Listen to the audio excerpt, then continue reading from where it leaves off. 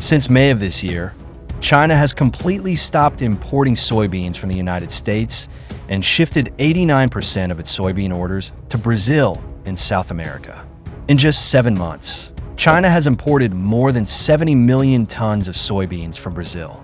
For Brazilian soybean farmers, the Chinese market is like a giant money-printing machine, and local farmers have made a fortune from this opportunity.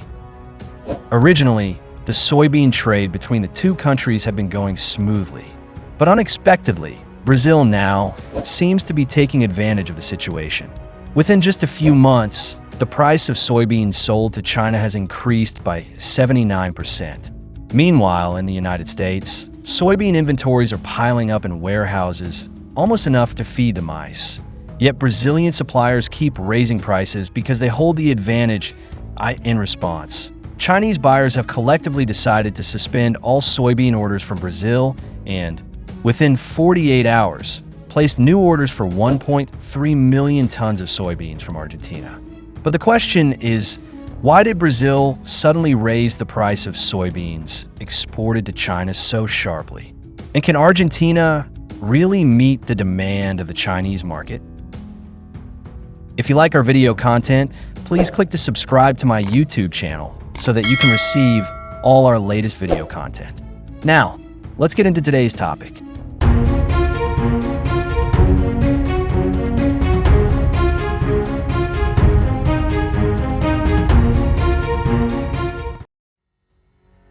There are basically only two major soybean buyers in the world.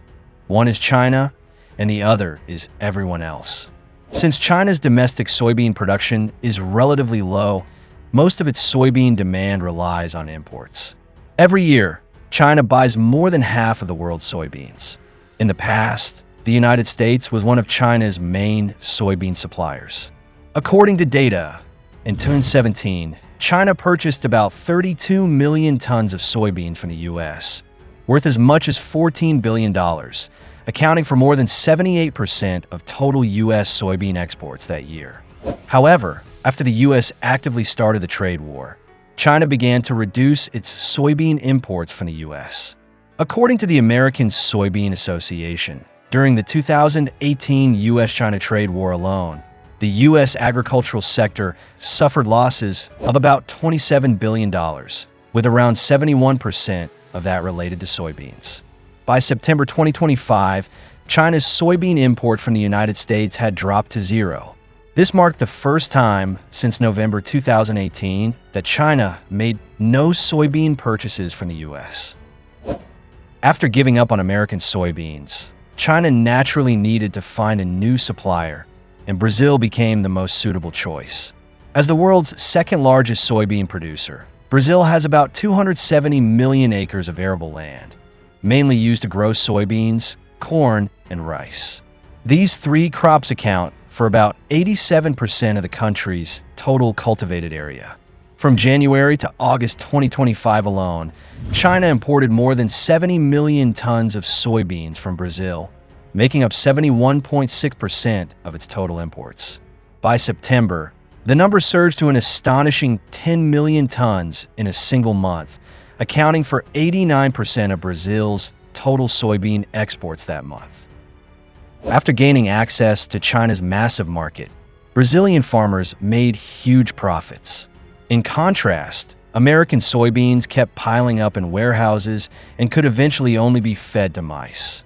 Over the past few months, the U.S. Secretary of Agriculture has publicly called multiple times for China to resume importing American soybeans, but Chinese buyers have remained completely unmoved. Logically speaking, since Brazil successfully secured China as a super buyer, its soybean sales should have been worry-free for years to come. But now, China has suddenly terminated all soybean orders from Brazil. What exactly happened behind this sudden move?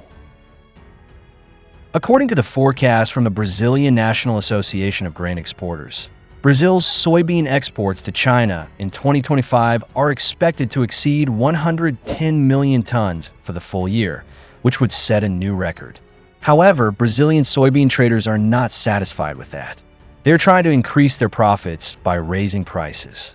As early as April this year, The landed price of Brazilian soybeans shipped to China rose from $530 per ton to $580 per ton, an increase of more than 10% in just 1 month. Some high-quality soybean varieties were even quoted at over 4,200 yuan per ton, marking the highest price level in China-Brazil soybean trade over the past 3 years.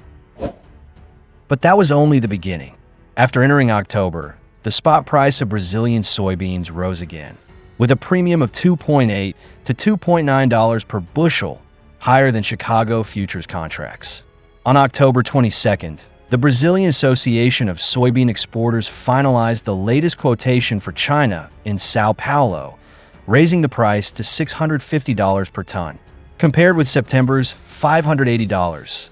That was another increase of about 12%. In just half a year, the price of soybeans exported from Brazil to China had risen by nearly 79% compared with the beginning of the year.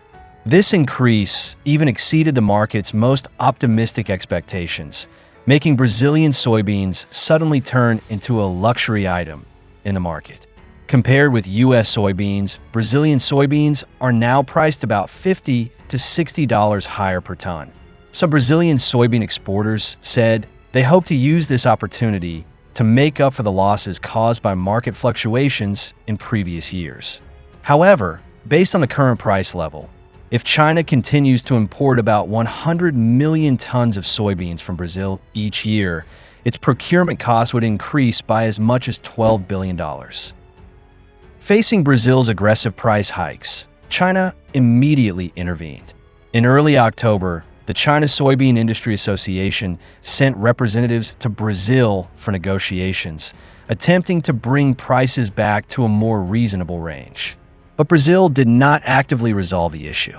Their explanation was that in early October, heavy rainfall hit Mato Grosso, the main soybean-producing region in northern Brazil, flooding about 1.2 million hectares of soybean fields and reducing new season production by 5% to 8%. In addition, from late 2024 to early 2025, the continuous heavy rains in Mato Grosso and Rio Grande do Sul severely delayed the soybean harvest, affected inland transportation, and significantly lowered port shipping efficiency. Against this backdrop, they told Chinese soybean buyers that they must either accept the current price or wait. However, it is worth noting that Brazil's domestic inflation rate had already exceeded 8%. Facing rising costs, many farmers preferred to hoard their soybeans, waiting for prices to climb even higher before selling.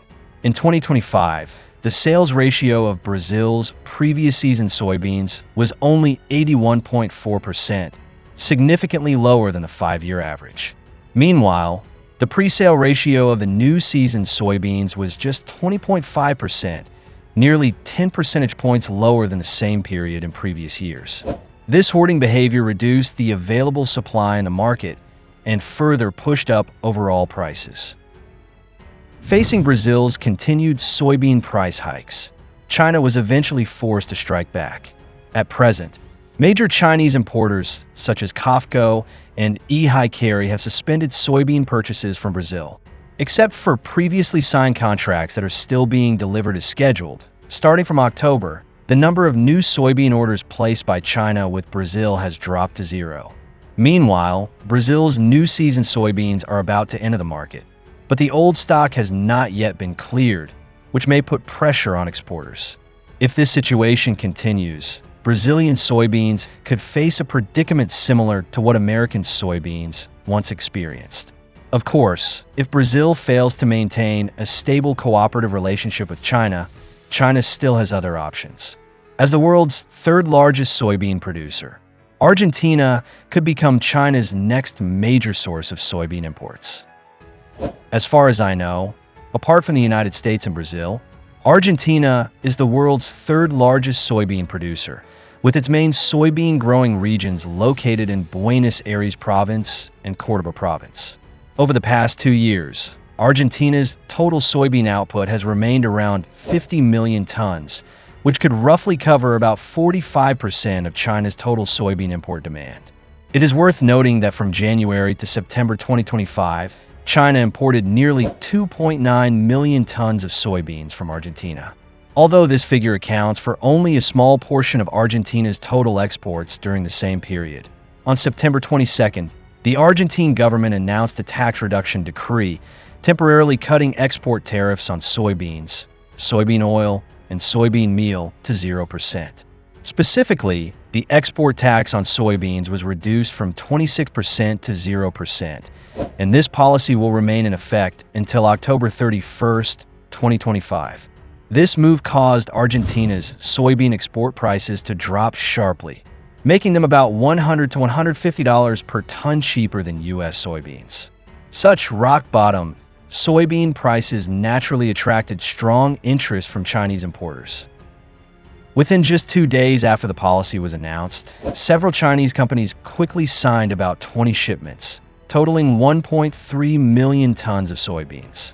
At the same time, China still has a large demand for soybean imports, and some traders have already begun planning their import arrangements for early 2026. As of now, several companies have signed purchase orders for January 2026 shipment, with an estimated total volume between 8 and 9 million tons. These soybeans are expected to be shipped between December 2025 and January 2026.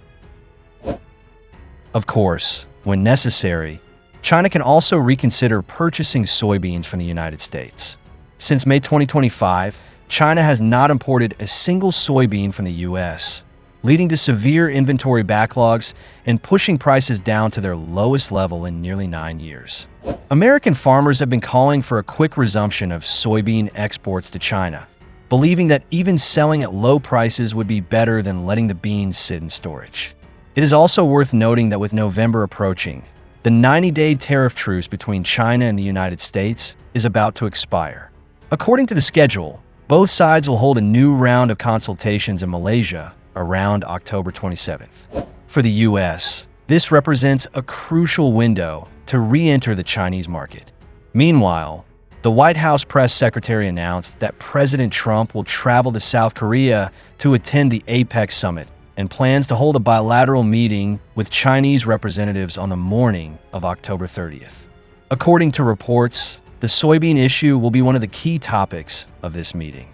If the negotiations go smoothly, China may resume importing some soybeans from the United States in the short term. In my view, Brazil's decision to sharply raise prices at this stage is not a wise move. Perhaps they believe that since China and the U.S. are caught in a tariff dispute, China will not buy American soybeans in the short term, and therefore they can raise prices to earn more from the Chinese market. But they have overlooked one crucial fact. Soybeans are not an irreplaceable resource. They are neither chips nor oil, and Brazil is not the only supplier. In addition to Argentina, other exporters such as Russia can also become China's potential suppliers. In other words, China does have better options beyond Brazil. To not miss out on our future projects and news updates, please make sure you subscribe to our channel and turn on notifications. We will continue to provide you with more exciting and interesting content.